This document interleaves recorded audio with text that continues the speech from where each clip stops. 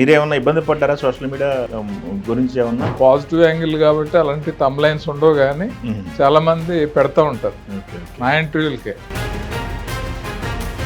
అలాగే బర్రెలు తోలుకునే అమ్మాయి ఏదో ఎలక్షన్లో నిలబడితే బర్రెలక్క అని ఆవిడ్ని ఎక్కడో హైటెక్ సిటీ దగ్గర వంటలు చేసుకుని చిన్న భోజనాలు అమ్ముకునే ఒక ఆవిడ్ని. ఈ ప్రజెంట్ ఉన్న సొసైటీలో సోషల్ మీడియా ఇంపాక్ట్ కానీ, ఈ ఓటీటీ ఇంపాక్ట్ కానీ, వీటి గురించి మీ అవగాహన ఏంటి సార్? అదే కాకుండా చాలా టాపిక్లు ఉన్నాయి ఇప్పుడు మీతో మాట్లాడడానికి, అవి మాట్లాడుకుందాం. ఫస్ట్ ఈ సోషల్ మీడియా గురించి మీ అభిప్రాయం ఏంటి సార్? సోషల్ మీడియా ప్లాట్ఫామ్ మీద మేము మీలాగా మంచి మంచి సందేహాలు కొన్ని వస్తున్నాయి. అంటే ఒక వేదిక కానీ, ఒక వెపన్ కానీ ఏదన్నా క్రియేట్ చేశారు అంటే ఈ పాజిటివ్గా యూజ్ చేయటానికి అనేదే ఉద్దేశం ఉంటుంది.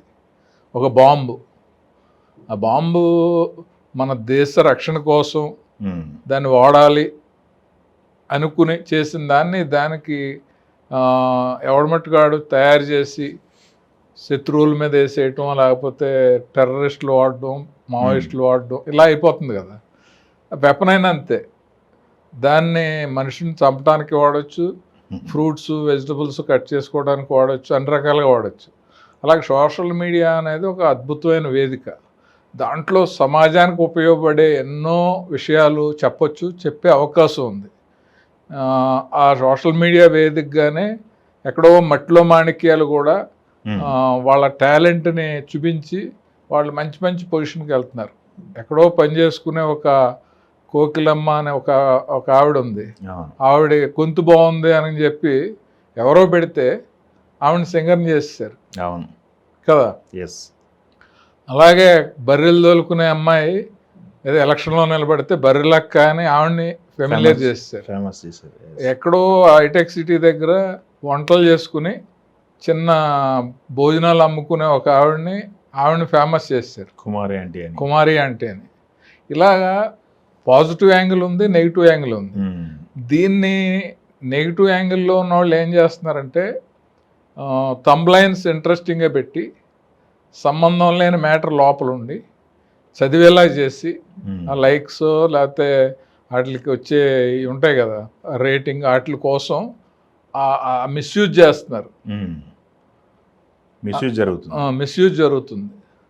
ఇప్పుడు మీ వేణుగారి మీద కాశీ గారు చెయ్యెత్తి అనే థంబ్లైన్ పెట్టాడు అనుకోండి, చెయ్యెత్తి ఆయన మొహం మీద ఉన్న చిన్న నలకని ఇలా తీసేయడం లోపల ఉంటుంది.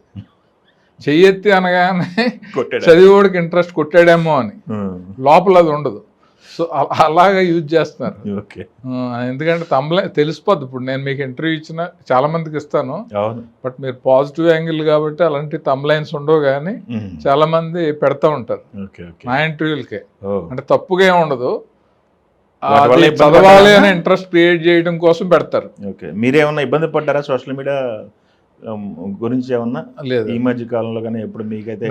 నేనైతే అంటే బేసిక్గా పాజిటివ్ యాంగిల్లో ఉంటాను. తర్వాత నాకు అనిపించింది జెన్యూన్గా రాస్తూ ఉంటాను తప్ప సోషల్ మీడియాలో ఎప్పుడు నాకైతే ఇబ్బంది లేదు. మీకు ఎందుకు అదేదో యాప్ ఉంది వికీపీడియా అలాగేదో, దాంట్లో పలానా వేణుగారి గురించి అంటే మంచి విషయాలు అన్నీ వచ్చేస్తాయి. కాంట్రవర్సీ అని కొడితే కాంట్రవర్సీలు కూడా వచ్చేస్తాయి. సో అలాగే మొన్న నేను చెక్ చేసుకోవడానికి చూస్తే అసలు నో కాంట్రవర్సీ అని వచ్చింది. Very good. అంటే ఒక ఆయన చూపించాడు అనమాట, చూపించి ఇంకొక వేరే డైరెక్టర్, ఆయన గురించి మీకు కూడా తెలుసు, ఆయన గురించి పెట్టగానే అన్ని కాంట్రవర్సీలు అని వచ్చినాయి. మీరు డైరెక్టర్ కమ్ యాక్టర్ కదా, మీకు ట్రై చేద్దాం, మీకు ఏమన్నా అభ్యంతరమా, దాంట్లో వచ్చేస్తుంది అన్నాడు. ఏం అభ్యంతరం లేదు, చూడండి, వస్తే కరెక్ట్ చేసుకుందాం, మన గురించి ఏమన్నా తేడాగా వస్తే అని అంటే ఏం రాలేదన్నమాట. అమెరికాలో జరిగింది ఇది. ఓకే.